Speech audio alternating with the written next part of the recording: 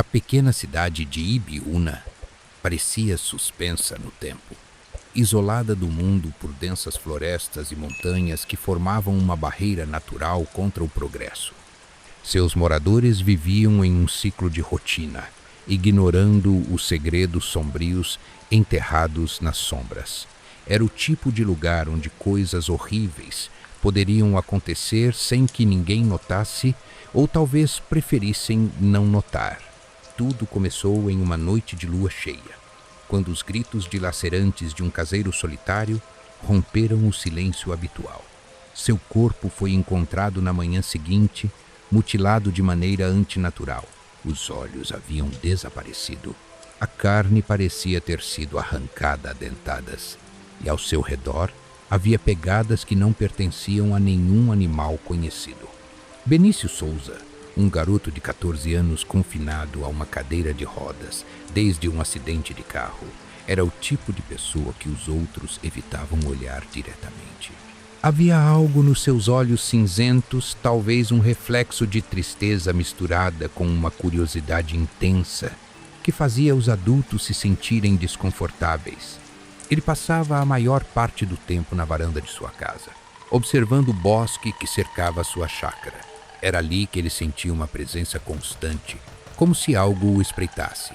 Benício não era o tipo de garoto que acreditava em monstros, pelo menos. Não até aquela noite.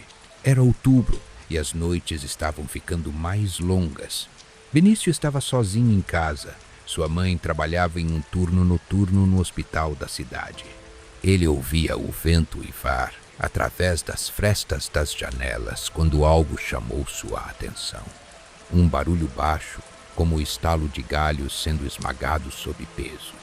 Então ele viu a criatura emergiu do bosque, iluminada pela luz pálida da lua cheia. Era enorme, com pelos negros que pareciam absorver a luz. Olhos que brilhavam com um tom vermelho insano e dentes que refletiam uma crueldade bestial. Benício sentiu o coração disparar enquanto a coisa se aproximava da casa. Ele pensou em gritar, mas sua voz se perdeu na garganta. A criatura não era apenas um lobo. Havia algo profundamente errado com ela, como se sua forma estivesse em constante fluxo, os membros se alongando e torcendo de maneira antinatural.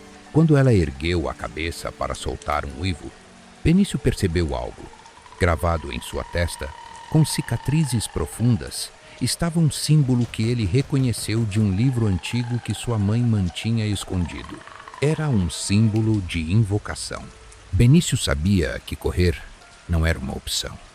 Com os dedos tremendo, ele empurrou sua cadeira de rodas em direção ao quarto, onde mantinha fogos de artifício que sobraram do último ano novo. Se aquilo era tudo o que ele tinha, então usaria.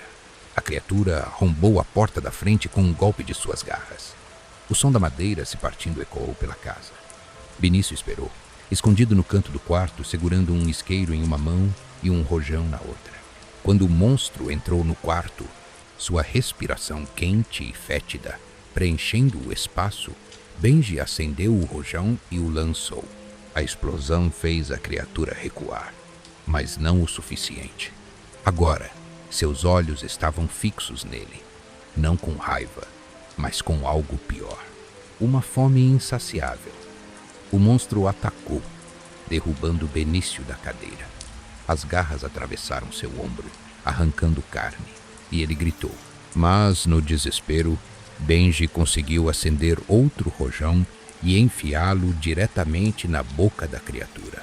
Quando o fogo explodiu, o monstro urrou um som que parecia atravessar dimensões. A criatura não morreu imediatamente. Enquanto seu corpo se contorcia no chão, mudando entre forma animal e algo ainda mais grotesco, Benício percebeu o verdadeiro horror. De dentro das feridas abertas, algo rastejava para fora tentáculos negros que pareciam feitos de escuridão pura. Eles se retorciam, tentando agarrar algo invisível no ar, enquanto a criatura soltava um último suspiro. Benji pensou que tudo tinha acabado, mas foi então que sentiu algo dentro de si.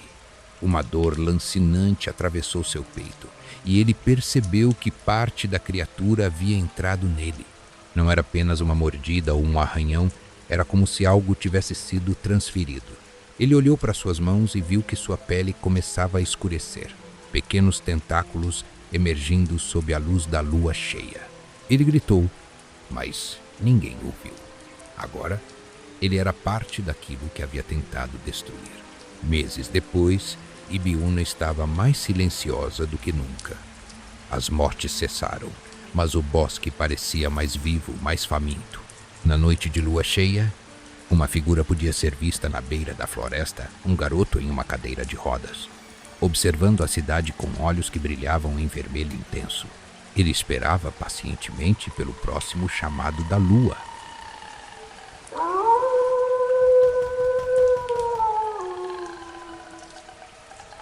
Já passava da meia-noite quando Cláudio, um taxista veterano das ruas de São Paulo, estacionou em frente a uma lanchonete 24 horas. Ele era conhecido por aceitar corridas em áreas que outros taxistas evitavam.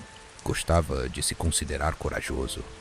Mas, no fundo, o que o motivava era a necessidade de pagar as contas acumuladas.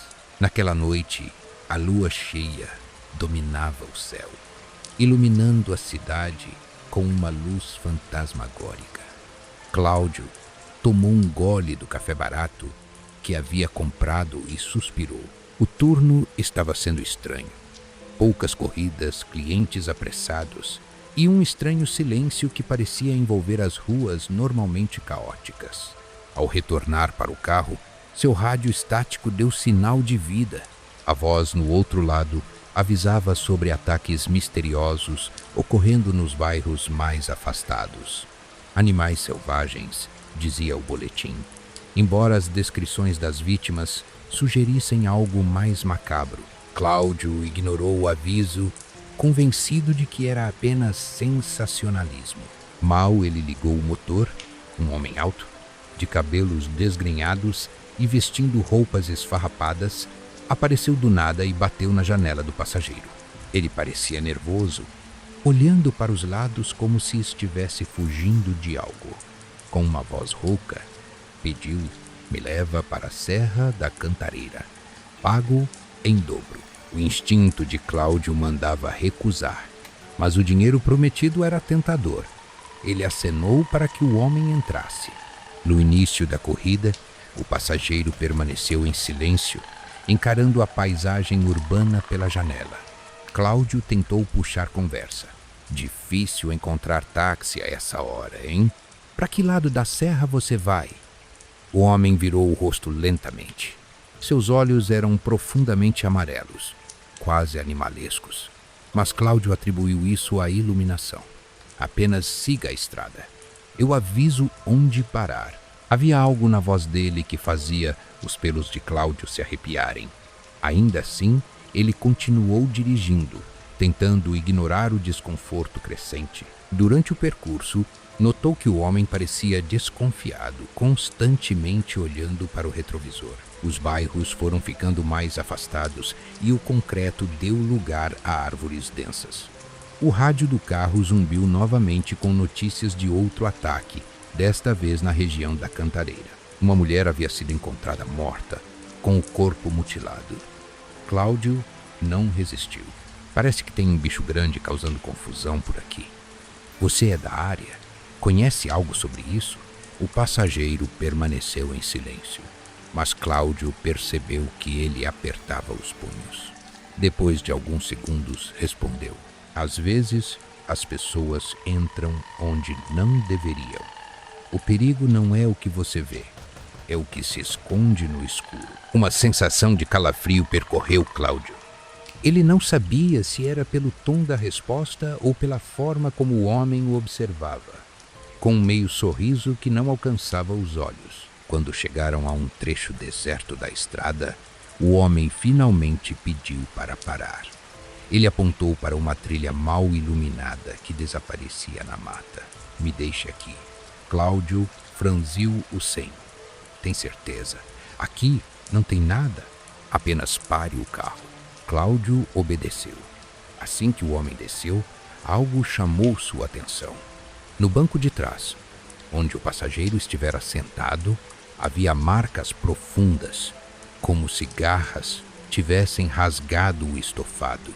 Antes que pudesse reagir, um uivo aterrorizante ecoou pela mata. Era um som primal, cheio de raiva e dor, que parecia vibrar nos ossos. Cláudio olhou pela janela e viu o homem parado na trilha, agora curvado e tremendo. Sua pele parecia pulsar, como se algo estivesse tentando sair de dentro dele. De repente, ele se transformou. Ossos se alongaram, a pele se rasgou e pelos negros surgiram em questão de segundos.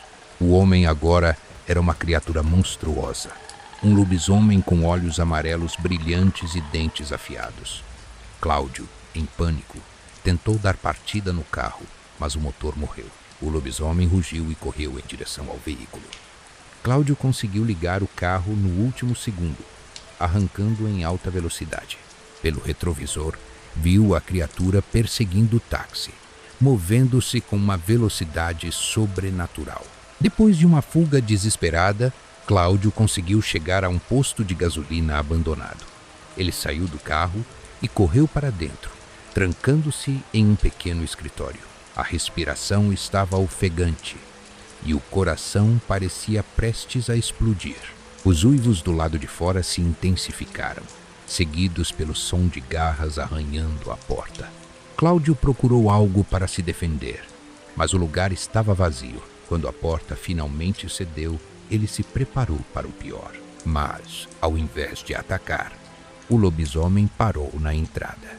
Seus olhos amarelos agora estavam cheios de algo que parecia ser tristeza. Lentamente, ele voltou à forma humana, caindo de joelhos. Antes de perder a consciência, murmurou: "Me mate antes que eu machuque mais alguém." Cláudio não conseguiu reagir.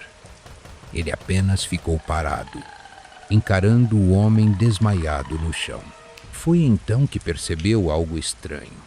O reflexo no vidro da janela não mostrava apenas o homem, mas também ele mesmo, com olhos amarelos. Uma dor lancinante percorreu seu corpo e ele caiu de joelhos. O processo havia começado. Cláudio agora entendia. O lobisomem não o tinha atacado. Ele o havia mordido durante a confusão. Agora, ele também estava condenado. E você acredita em lobisomens? Se você gostou dos nossos relatos, ajude o canal, deixe um like, compartilhe e se inscreva para mais conteúdos assustadores. Cuidado com a lua cheia que se aproxima, ou senão você vai virar o próximo relato nosso.